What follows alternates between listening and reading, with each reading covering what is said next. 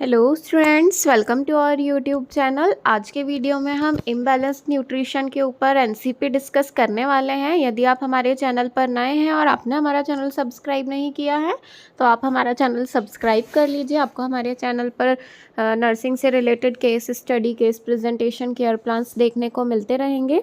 चलिए तो हम वीडियो शुरू करते हैं। जैसे कि आप लोग देख सकते हैं, यहाँ पर हम लोग इम्बैलेंस न्यूट्रिशन के ऊपर, नर्सिंग डायग्नोसिस के ऊपर पूरा डिटेल वीडियो डिस्कस करेंगे।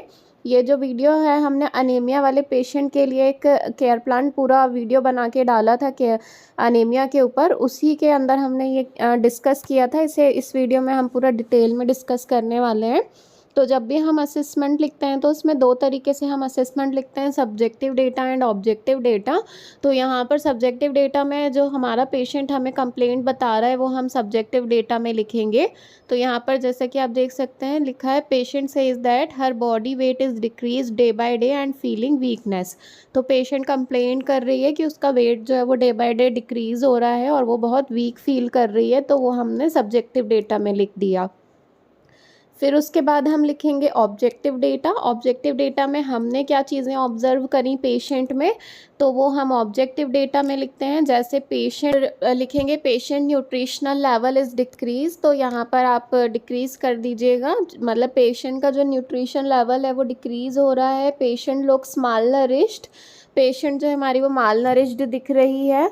फिर उसके बाद नर्सिंग डायग्नोसिस में लिखेंगे imbalance nutrition less than body requirement related to inadequate intake of essential nutrients. यहाँ पर हमने जो केयर प्लान बनाया था वो अनीमिया वाले पेशेंट के ऊपर बनाया था। तो हमने यहाँ पर लिखा है कि जो हमारा पेशेंट है उस बॉडी में जो एसेंशियल न्यूट्रिएंट्स हैं वो इनएडिक्वेट हैं, इसलिए पेशेंट का न्यूट्रिशनल इम्बैलेंस हो रहा है। तो हमारा यहाँ पर गोल क्या रहेगा, to improve the patient nutrition level. हमें अपने पेशेंट का न्यूट्रिशन लेवल जो है वो इम्प्रूव करना है। फिर हम यहाँ पर प्लानिंग लिखेंगे और यहाँ पर इम्प्लीमेंटेशन एंड लास्ट में हम इवैल्यूएशन लिखते हैं। तो प्लानिंग में हमने क्या क्या चीज़ें प्लान करी हैं, अपने पेशेंट के ऊपर हम क्या क्या चीज़ें इम्प्लीमेंट करेंगे। तो assess the nutritional need of the patient, patient के न्यूट्रिशनल नीड को हमें असेस करना है। फिर यहाँ पर हम इम्प्लीमेंटेशन में असेस्ड लिख देंगे, nutritional status of the patient is assessed. फिर उसके बाद यहाँ पर लिखा है advice given to the patient to take healthy well balanced diet include iron such as green leafy vegetable, eggs, dry fruits etc. तो हम यहाँ पर पेशेंट को एडवाइस करेंगे कि वो हेल्दी वेल बैलेंस्ड डाइट ले, अपनी डाइट में आयरन इंक्लूड करे, जैसे green leafy vegetable, eggs, dry fruits etcetera. तो वो चीज़ें हमने एडवाइस कर दी हैं, तो वो इम्प्लीमेंटेशन में हम लिख देंगे patient encouraged to take balanced diet and iron rich diet. फिर उसके बाद हम लिखेंगे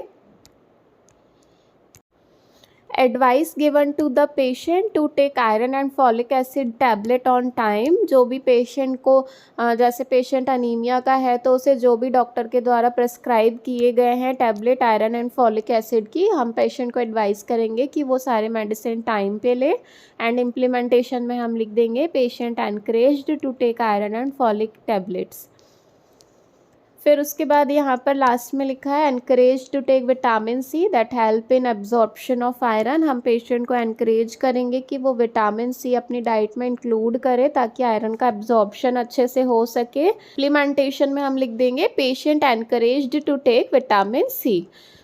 फिर लास्ट में हम इवैल्यूएशन लिखेंगे। इवैल्यूएशन में हम लिख देंगे patient nutritional status has improved as evidence by patient's weight monitoring. तो पेशेंट का जो न्यूट्रिशनल स्टेटस है वो इम्प्रूव हो गया है। हमने कैसे मॉनिटर किया, तो पेशेंट का हम वेट रेगुलर मॉनिटर कर रहे हैं, जिससे हमें पता चला कि पेशेंट का न्यूट्रिशनल लेवल जो है वो इम्प्रूव हो चुका है। तो इस तरीके से जो है आप लोगों को एनसीपी बनाना है इम्बैलेंस न्यूट्रिशन के ऊपर। आई होप आप लोगों को वीडियो पसंद आया हो। वीडियो पसंद आया हो तो प्लीज़ वीडियो को लाइक कर दीजिए। Thank you.